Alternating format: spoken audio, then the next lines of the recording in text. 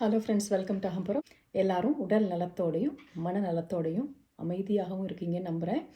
நம்ம இன்றைக்கி பிராணாயாமா சீரீஸில் விஷாம விருத்தி பிராணாயாமாவை பார்க்க போகிறோம்.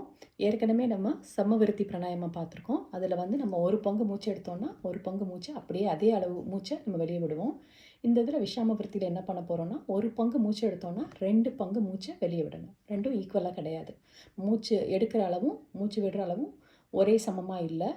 மூச்சு விடுற அளவு ஒன்றா இருக்குது, மூச்சு வெளியே விடுற அளவு ஒன்றா இருக்குது. ஸோ நம்ம ஒரு பங்கு மூச்சு எடுத்தோன்னா 2 பங்கு மூச்சை வெளியே விடலாம். அதுக்கு நம்ம ஏதாவது மந்த்ரா சொல்லிக்கலாம், இல்லாது நான் எண்ணிக்கை வச்சுக்கலாம். உங்களால் செய்ய முடிகிற அளவுக்கு நீங்கள் உங்களோட கவுண்ட்டை செட் பண்ணிக்கணும். இப்போ 1 2 3 4 ஃபஸ்ட்டு கொஞ்சம் கம்மியாக பண்ணிவிட்டு நீங்கள் அப்புறமா கூட்டலாம். இப்போ நீங்கள் ஒரு பங்கு மூச்சு எடுத்தீங்கன்னா 2 பங்கு மூச்சை வெளியே விடணும். ஸோ நீங்கள் 1 2 2 கவுண்ட்டுக்கு மூச்சு எடுத்தீங்கன்னா வெளியே விடையில் 1 2 3 4 அந்த கவுண்ட்டுக்கு நீங்கள் மூச்சு வெளியே விடணும். நீங்கள் ஏதாவது மந்த்ரா வேணும்னா வச்சுக்கலாம். நான் அருட்பெருஞ்சோதி அருட்பெருஞ்சோதி அப்படின்னு நினச்சிக்கிறேன்.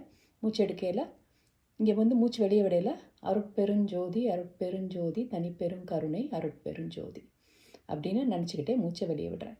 உங்களுக்கு இந்த மாதிரி மந்த்ரா சொல்ல பிடிக்கலைன்னா, நான் நிம்மதியாக இருக்கேன், மூச்சு வெளியே விடையில் நான் நிம்மதியாக இருக்கேன், நான் நிம்மதியாக இருக்கேன் 2 தடவை சொல்லிக்கிட்டே மூச்சு வெளியே விடுறேன். அது மாதிரி பண்ணணும்.